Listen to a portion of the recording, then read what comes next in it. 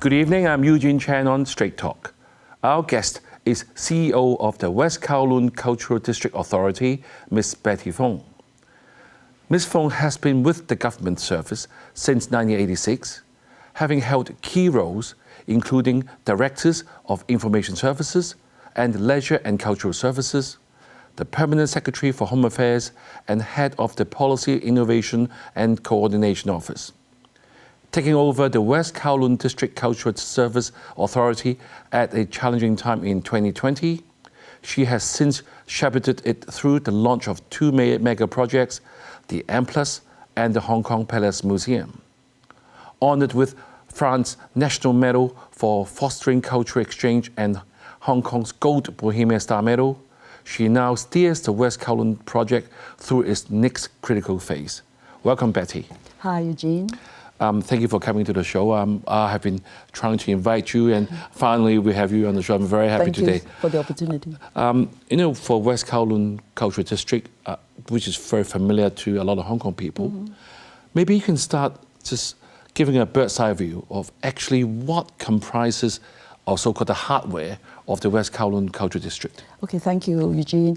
Well, the West Kowloon Cultural District is, of course, situated on a 40-hectare site, reclaimed land. And on the site, we can build up to 851,000 square meter GFA, of which about 40%, 337,000 square meter, has to be arts and cultural facilities. We are now completing the batch 1 and batch 2 of all our arts and cultural facilities. Some of them have already been opened, like the M+ Museum, Hong Kong Palace Museum, Sichi Center, and the Free Space, and of course the very popular Arts Park. And we are now building the West Cape Performing Arts Center, which will be completed next year. We still have a number of facilities to be developed, but that will take a bit of time. And at the back of our arts and cultural facilities, we also have commercial facilities like retail, dining, entertainment, hotel, office, and residential. And we will be developing them by phases. So Betty, I told the viewers earlier that you came to West Kowloon in 2020 at a sort of quite a challenging time. And how would you evaluate the whole district's achievement in terms of promoting Hong Kong as an East meets West Center for International Cultural Exchange? And any sort of memorable events you'd like to share with us? I think you said very rightly that it was a very challenging time in 2020 to 2022. We were faced with the COVID pandemic, successive waves. And I remember when M+ opened in November 2021, we have to close it after 1.5 months because of the 5th wave of the pandemic. And after a few months, we have to open the Hong Kong Palace Museum. So both of them are open during the pandemic. At that time, we faced with the decision whether we should open it or we shouldn't, and wait until the pandemic was over. But we took the bold decision of opening 2 major infrastructures for West Cape. And I think the decision taken then was very right, because when the pandemic was over in early 2023, we were able to receive visitors from all over the world. And now about 60 to 70% of our visitors are coming from mainland and overseas countries. So you can see now it's become a very popular, must-see cultural tourism destination for Hong Kong. So I celebrated those successes with my colleagues. It's not easy, but we have risen over the challenges. Since you mentioned that a lot of tourists will come and visit West Kowloon, I'm sure with the viewers, if you have relatives or friends from overseas, we definitely say, let's go and have a look at the museum. But someone told me, actually, the director of the show said to me, the producer, he said that he found that a lot of the tourists who came, mainly just taking a picture, say, of the Palace Museum because of its nice architecture, but without going inside. Have you thought of how to lure them going further and take advantage of the exhibits inside? Well, of course, we have about 15 million people coming to West Kowloon last year, 2024. And about, I think, 1/3 of them will go to the museum and also attend the performing arts programs, whether they are free or paid. For the remaining 2/3, they come. Some of them, of course, are Hong Kong citizens. They enjoy the park and they bring their pets and also the families. That is also very welcome by the authority. But of course, as you said, we want more of them really pay the tickets, buy the tickets, and go to see the exhibitions. They are marvelous exhibitions, like what we are doing now, the Picasso Conversation of Asia, and at the end of the year, we will have the Asian Egypt exhibition. These are treasures, and not to mention the Palace Museum treasures. So promotion is very important, and having a very attractive packages for tourists are also very important. That's why we are discussing with the tourism sector as to how we can package our programs. Apart from seeing the exhibition, they will have the more holistic experience of retail, dining, and also attending different sorts of programs within the district. So these are the things that I think we have to step up, and we are stepping up in 2025. Well, Betty, since you're saying that it's very attractive packages, maybe you can tell the viewers how attractive or actually how much are the tickets? Say, for example, you want to have a year-long pass, who want to come and visit them time over and over again. How much would it be? Well, actually, the memberships, we call the annual tickets or membership, are very, very affordable. $600 for one museum. Also, we have tickets for both museums, co-branding. And for elderly citizens, 60 and above, and also students, $300. Very affordable. That's very, very and that's affordable. why we are trying not to just promote them to Hong Kong citizens. Because of Shenzhen citizens, they can come multiple times a year. We are now trying to promote our annual pass to the Greater Bay Area as well. And this is a very big potential for us in the Greater Bay Area. Since you mentioned about the Greater Bay Area, I mean, what type of so-called competitions do we have for the Hong Kong, the two museums, compared to others in the GBA?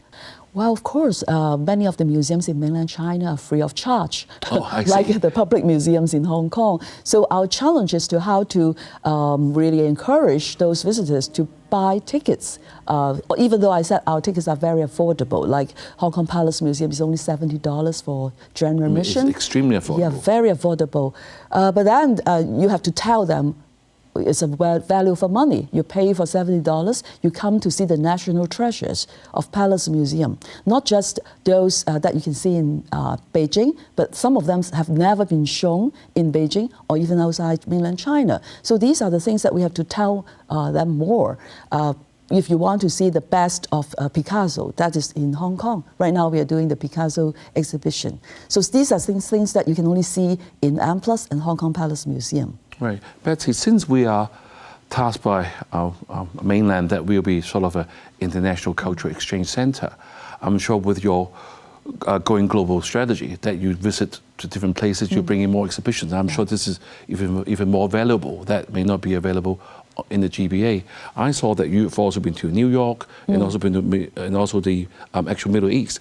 Can you share with us what have you seen, and what will you be able to bring back to Hong Kong that is a very, very rare experience for people in Hong Kong? Yeah, we adopt the, we call the bringing in, going global strategy. Bringing in means, you just mentioned, we bring the best quality, most diversified program exhibitions to Hong Kong.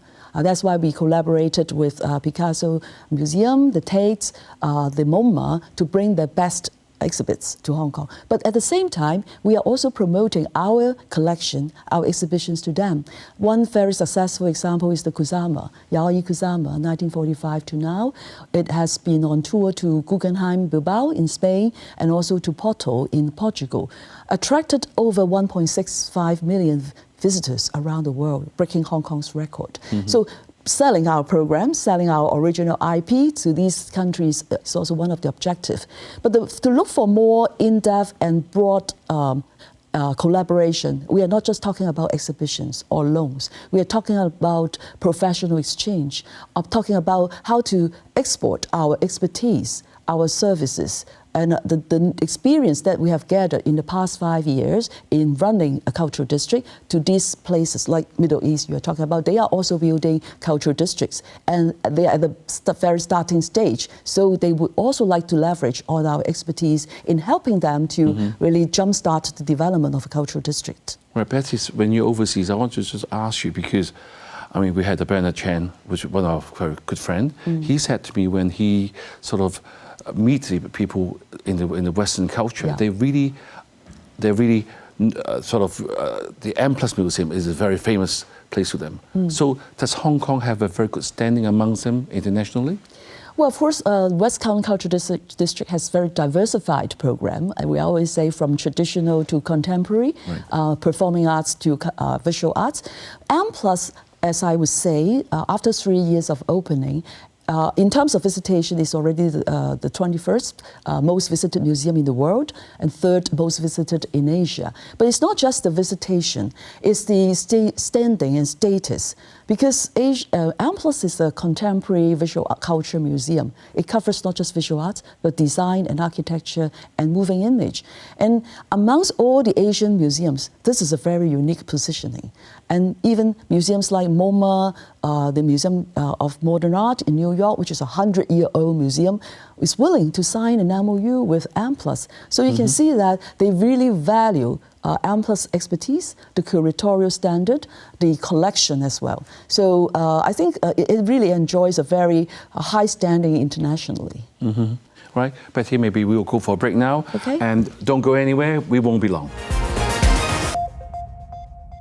You're watching Straight Talk with Eugene Chan, and we are back with Ms. Betty Fong to talk more about the challenges and future plans of the West Kowloon Cultural District development. So Betty, in the first half, you have told us your going global strategy is great value for money, from my point, that we've got such wonderful exhibits, and Hong Kong indeed is very lucky or fortunate to have such exposure to the rest of the world, and Hong Kong does have a very good standing. With all that in mind, how is that going to promote, to create what we call a comprehensive arts trading ecosystem over the years? Has that been developed?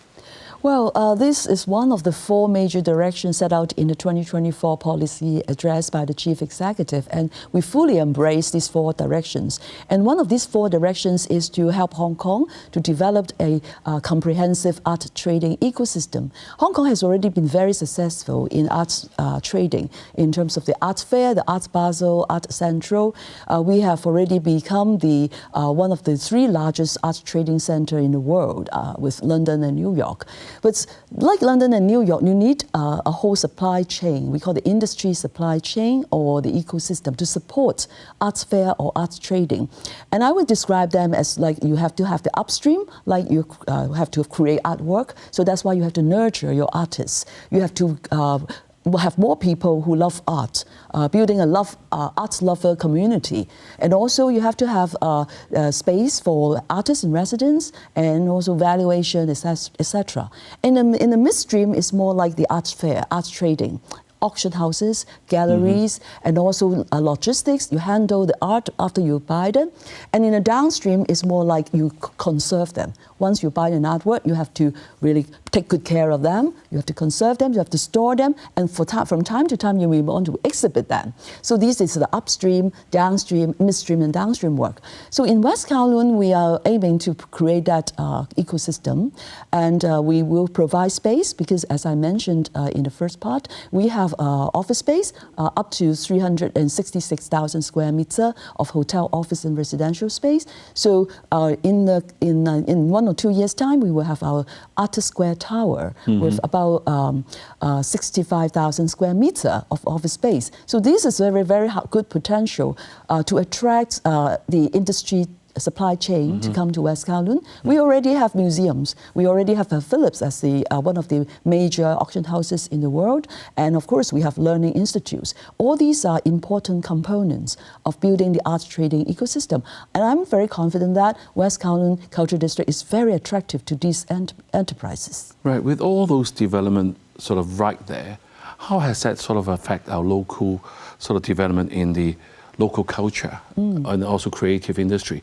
Have you seen more local artists or even a more vibrant sort of a local scene? Have you seen that in the last few years? Exactly. As you know, I have been the Director of Leisure and Cultural Services for 5 years, since 2009, and then the Permanent Secretary. I have seen that actually the whole landscape of Hong Kong has undergone transformation, or sometimes I would even use the word paradigm shift from people I used to call Hong Kong a cultural desert, with no Yes. cultural offering. To now, nobody would use that term to describe Hong Kong. Hong Kong is now a very vibrant cultural scene, thanks to Arts Basel, Arts Central, this sort of art fair. But also we have to promote and also groom our own artists. Unlike New York and London, for art fair, they sell the majority of the works are the local artists, like New York artists. But Hong Kong is still a little bit from that. We have to really nurture more artists. But I'm very happy to say that our artists are nowadays, many of them are selling quite well in the art fair.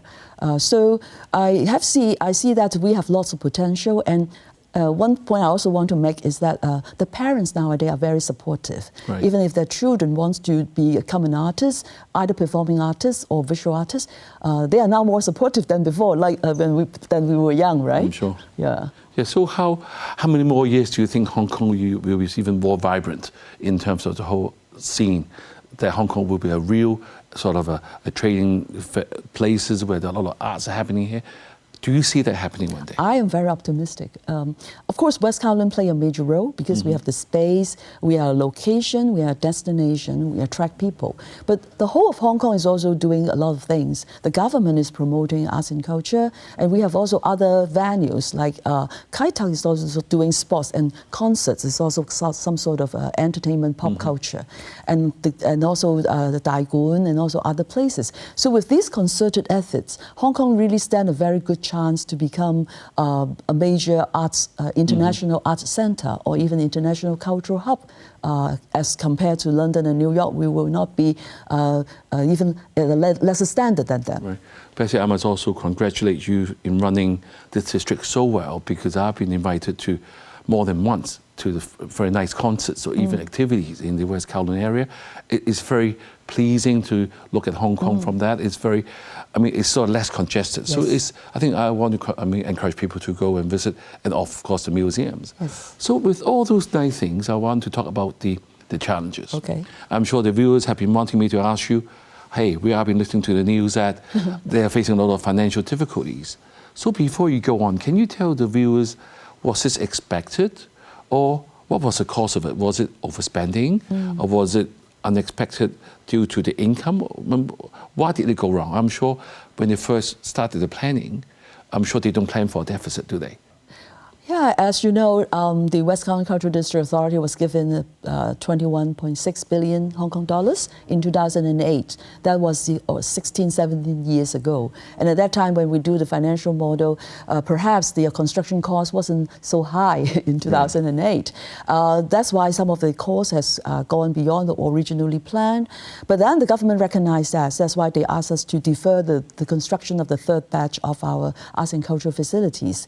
But the mismatch of the income and expenditure is one of the reasons. Originally, the model is that you have the commercial income to support the arts and cultural facilities, which we all know will not be fully cost recovery. We are already doing very well as compared to the international museums. Quote you an example, the best performing museums in the world is some US, New York-based museum like MoMA and Met. Their cost recovery rate is about 50%. And Hong Kong Palace Museum and M+ are doing 45 to 60 and sometimes over 60%. It's not bad at all. But then you can't have 100% cost recovery. That means the authority still have to subsidize about half of the running cost. The facilities management, the staff costs, the air conditioning, the utilities, this all have to be subsidized. So in the long run, when we have all the commercial portfolio completed, we don't have to worry about the financial sustainability. It's just in the interim period when this commercial portfolio is not in place. So how do we bridge this funding gap? The government's approval for the relaxation of the enhanced financial arrangement, which allow us to sell some of the portfolio as residential, is helpful, but we are not selling it immediately, partly because we have to go through the process, the town planning applications, the construction of the basement. So this, we're talking about a few years down the road. But we also have other measures, like increasing our revenue through a wide range of revenue-generating measures, including exporting selling our original IP. So these are some of the measures that we will step up. And in the interim, we also have to borrow from banks to have the funds to cash the title over these few years. Right. When do you see sort of achieving your target of hitting the optimal income versus expenditure? How long would it take? That would take a bit of time, yeah, because as I said, the commercial portfolio, we have so much, 366,000 square meter. And we will roll them out in packages. So that would take about another 10 to 15 years to complete the commercial portfolio in the district. So that's the next 10 years, I would say, is both challenging, but at the same time, it's the golden 10 years for West Kowloon. We will push ahead with all the initiatives, whether it's for the public good, for fostering Hong Kong as an East-West Center for international cultural exchange, as well as commercializing arts and culture, and a very important objective given to us by the CE in his policy address. Right. Betty, you also mentioned that because of the financial constraint, and sort of a final batch of the West Kowloon has been sort of on hold for the time being. So without that, will the development of Hong Kong's East meets West culture work be delayed further, or you won't? I don't think so, because it's already, we have opened 4, and we are about to open the next one, which is the largest performing arts center in West Kowloon. So by that time, we will be able to cover all art form, all performing arts form. And we have 2 museums, one is traditional, one is contemporary. So West Kowloon Cultural District itself is already a very comprehensive cultural district with different types of offering. And don't forget, we also have the open space. We make very good use of our open space to do lots of programs, concerts, busking, as well as even as a market, arts market, or F&B market. One example is the Coffee Fest, which the Financial Secretary has also mentioned.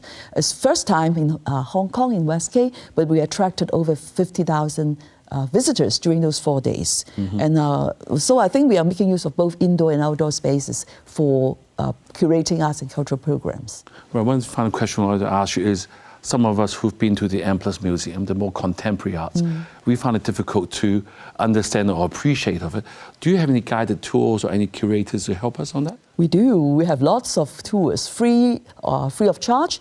If you come to a certain time, we have curators and also docents guiding you through. We also have QR codes. We also have audio guide. But I think some people have the general impression that contemporary visual arts is difficult to understand. Of course, it's something interesting you have not so exposed to, but I will encourage all of us to take a very open attitude, open mind, to see things that you are not used to, not traditional arts, not Palace Museum treasures, but see things that you haven't seen, and then it will encourage you to think differently when you see new items, new exhibits. Right, Betty, thank you for joining us. West Kowloon Cultural District is clearly central to Hong Kong's vision as an East meets West hub for culture and creativity. We look forward to seeing how the district continues to grow and connect Hong Kong with the world. That's all for Straight Talk from me, Eugene Chan, and see you next time.